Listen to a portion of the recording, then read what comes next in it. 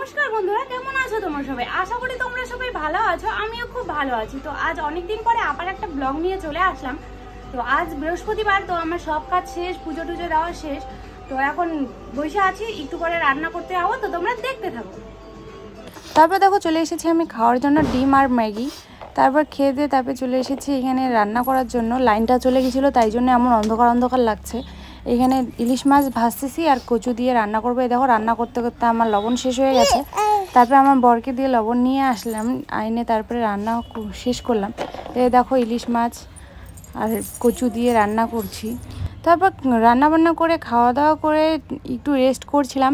তারপর দেখো বিকেলের দিকে একটু বৃষ্টি, মানে একটু না অনেকক্ষণই বৃষ্টি পড়ছে, পুরো বৃষ্টি পড়ছে। দেখো এই যে আমাদের পানি ট্যাঙ্কিটা, আমাদের জানলা দিয়ে, আমাদের এই যে নিচেই দোকান। তারপরে দেখো সন্ধ্যা হয়ে গেছে। আমার ছেলে দেখো এই যে কুরকুরে খাবে, ওই জন্য ছিঁড়তেছিল। এই যে একটু ছিঁড়তে পাইছে আর ছিঁড়তে পারে না। তারপর মানে তাও চেষ্টা করছে ছেঁড়ার জন্য। তারপর আমি ছিঁড়ে দিয়েছি। তারপর দেখো বসে বসে ও কুরকুরে খাচ্ছে। ব্লগটা আমি এখানেই শেষ করছি। ভালো লাগলে আমার কমেন্টে বলো আর সাবস্ক্রাইব করে দিও।